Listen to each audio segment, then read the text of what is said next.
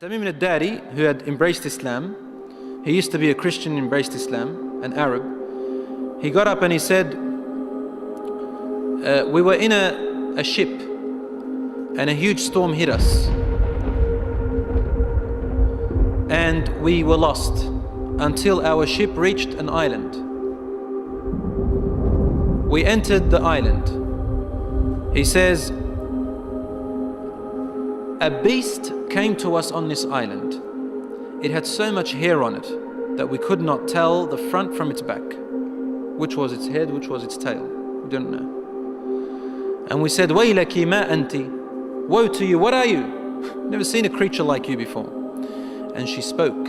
The beast said, Ana al-Jassasah. They said, Wama al-Jassasah? What is this al-Jassasah? And then the beast said, Ayyuha al-Qawm, people. Intaliqu ila hadha al-Rajul fi al-Dari. Come to this man who is waiting for you in a Dair. A Dair was known in those days as being like a place where people used to worship. And he said, there is a man who is waiting for your news anxiously. They said, we ran away from the beast immediately thinking it was a jinn. We entered this hut that was set for worship. And suddenly we saw in front of us a person, a man who was the biggest in build that we have yet to have seen. His arms were wrapped to his neck with chains like this. And his head and arms were also chained together to his knees, to his legs, like this. So you can just look up. And he's chained up really well, couldn't move. We said, what are you? And he said, you are able to hurt me because I'm chained up. So it's my right to ask, who are you first? They said, very well.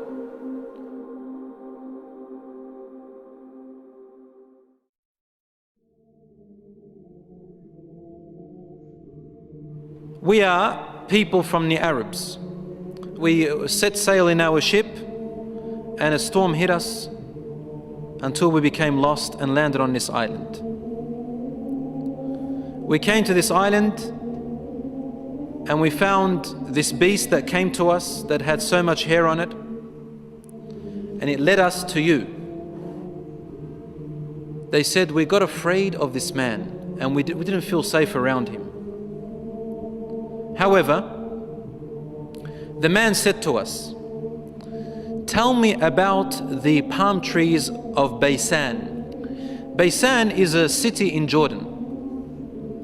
He wanted to know whether there were palm trees planted in there a lot.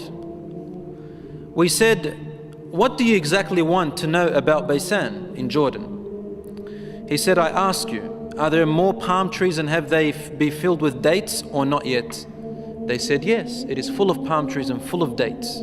More than many other places in what we know. He said, soon its palm trees and dates will become scarce. Will no longer give fruits. Today, really, in Jordan, dates are scarce now. It used to be in history, abundance. Now listen. He said, now explain to me about Buhayra al-Tabariyya. You know what Tabariyya is? Which ocean, which sea that is? Okay, the Tabariyya Sea. It's also close to Asham. They said, what do you want to know about it? He said, does it have water in it? They said, yes, there's lots of water.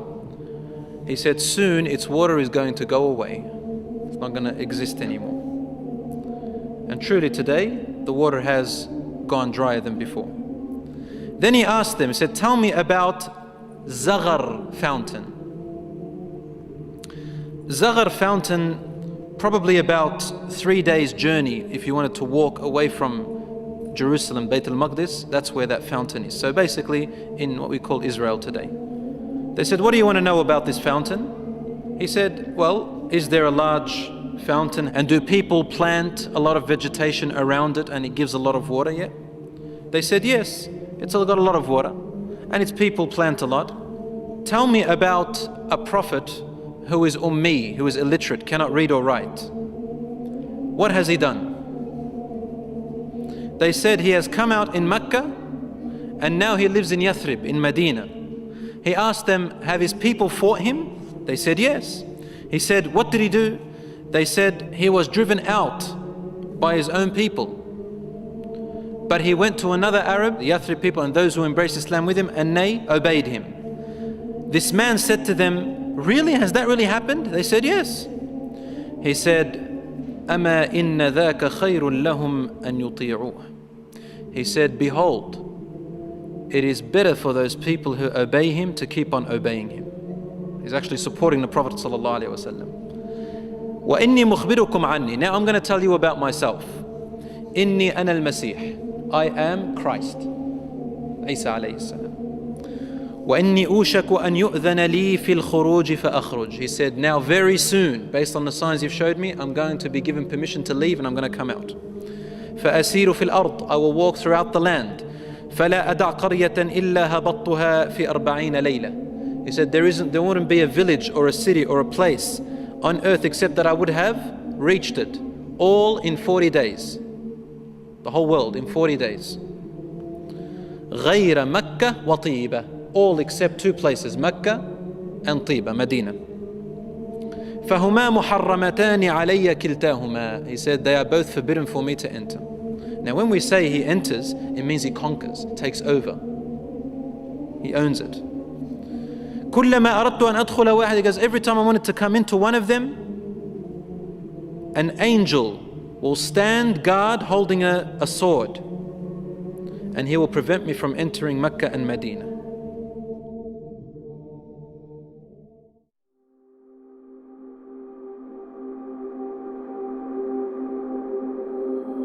Al-Rasul sallallahu alayhi wa sallam started grabbing his stick and sort of, he put it close to his hip, sallallahu alayhi wa sallam. And then he began to bang, to hit the ground with it, like this. But he was sort of tense, sallallahu alayhi wa sallam. Something very important. He was really tense about it. And he hit the floor and he said, أَلَا هَذِهِ طِيبَةٌ. Behold everyone, this is Tiba. Meaning he's pointing, this is Medina. He's in Medina, he's saying, this is Tiba, which you are in right now. He said, didn't I tell you that this man will come out and not be able to enter this land? They said, yes, Ya Rasulullah, because he had told them a lot about it before. He said, the hadith of Tamim and al-Dari wallahi amazed me as he told me about him. Because it's the same as what I used to tell you about Mecca and Medina. Behold, al-Dajjal is somewhere near the oceans, on an island somewhere towards the east of Medina. Somewhere there, he said, in one of those oceans. Min qibal al-mashriq ma hu, towards the east somewhere.